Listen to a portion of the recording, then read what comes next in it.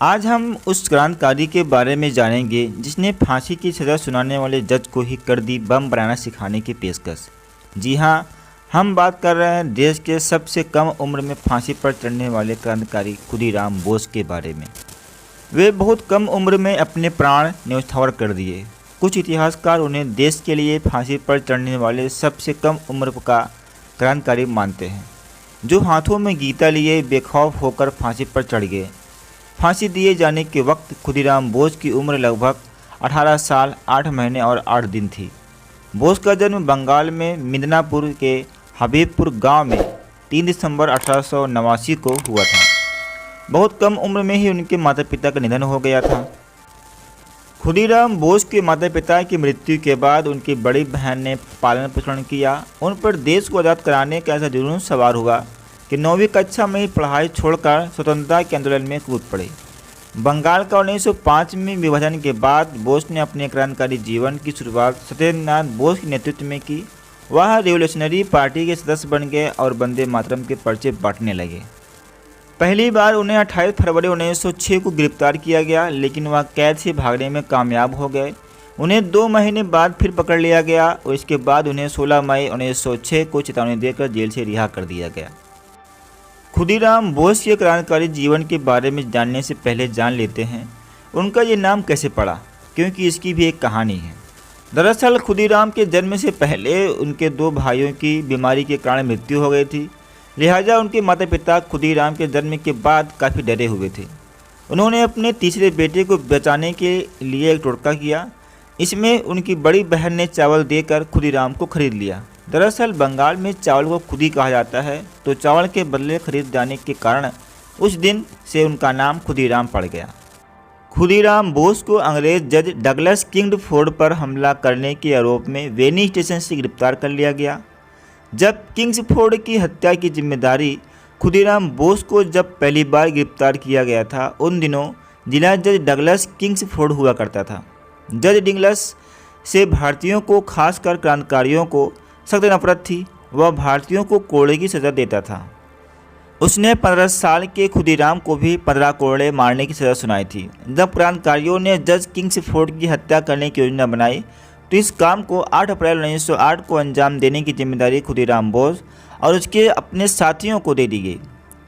खुदीराम बोस और उसके साथी क्रांतिकारी प्रफुल्ल चाकी ने अपने पार्सल बम से जज डगलस को मारने की कोशिश की थी। हालांकि किंग्सफोर्ड पार्सल नहीं खोलने के कारण बच गया। इससे जज की जगह एक कर्मचारी घायल हो गया। जज किंग्सफोर्ड ने हत्या की नाकाम कोशिश करने के बाद अपना तबादला बंगाल की जगह बिहार के मुजफ्फरपुर में करा लिया। अब खुदीराम बोस और प्रफुल्ल चाकी को युगांतरी संगठन ने मदद की। दोनों को पिस्तौल और कारतूस देकर बिहार भेज दिया गया। खुदीराम बोस और प्रफुल्ल चाकी ने 18 अप्रैल 1908 को मुजफ्फरपुर पहुंच गए। दोनों ने किंग्सफोर्ड पर नज़र रखनी शुरू कर दी। इसी दौरान खुफिया जानकारी दी गई कि किंग्सफोर्ड पर हमला हो सकता है, लिहाजा इसकी सुरक्षा बढ़ा दी गई। किंग्सफोर्ड पर नज़र रख रहे खुदीराम और प्रफुल्ल को यह पता चल गया कि वह अपनी पत्नी के साथ स्टेशन क्लब आता था।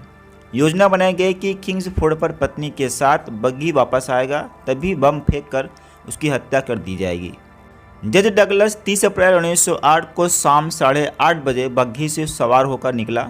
जब बग्घी किंग्सफोर्ड के घर पर पहुंची तो दोनों ने बम फेंक दिया, लेकिन इस बार भी किंग्सफोर्ड की जान बच गई। दरअसल खुदीराम और प्रफुल्ल ने जिस बग्घी पर बम फेंका वो डगलस की नहीं थी, वह उसके परिवार के साथ चलने वाली 2 महिलाएं की थी। हमले में एक महिला की मौत हो गई। हमला करने वाले की जानकारी देने वाले को 5000 रुपये का इनाम देने की घोषणा कर दी गई। दोनों को ढूंढने के लिए पुलिस लगा दी गई। हमले के बाद खुदीराम और प्रफुल्ल अलग हो गए। दोनों ने तय किया कि अब वह कलकत्ता में दोबारा मिलेंगे। क्रांतिकारी प्रफुल्ल चाकी ने पुलिस से गिरने पर खुद को गोली मार ली। वहीं खुदीराम को फांसी की सज़ा सुना दी गई। खुदीराम बोस को 1 मई 1908 को वेनी रेलवे स्टेशन पर गिरफ्तार कर लिया गया। तलाशी में खुदीराम की जेब से 37 कारतूस और 30 रुपये मिले। बाद में पता चला कि उसके साथी प्रफुल्ल चाकी ने पुलिस से गिरने पर खुद को गोली मारकर शहादत दे दी। खुदीराम बोस को हमले का दोषी मानकर मुजफ्फरपुर की जिला अदालत लाया गया। खुदीराम बोस पर अपर सत्र न्यायाधीश HW कानेडप की अदालत में हत्या का मुकदमा चला गया। 1 महीने तक चले मुकदमे के बाद अदालत ने खुदीराम बोस को फांसी की सज़ा सुना दी। जज से कहा, आपको सिखा दूंगा बम बनाना। जज कार्ल रडल्फ की अदालत में सज़ा सुनाने से पहले जब खुदीराम से सवाल किया गया कि क्या तुम फांसी की सज़ा का मतलब जानते हो, इस पर उन्होंने कहा कि इस सज़ा और मुझे बचाने के लिए मेरे वकील साहब की दलील दोनों का मतलब अच्छी तरह से जानता हूँ।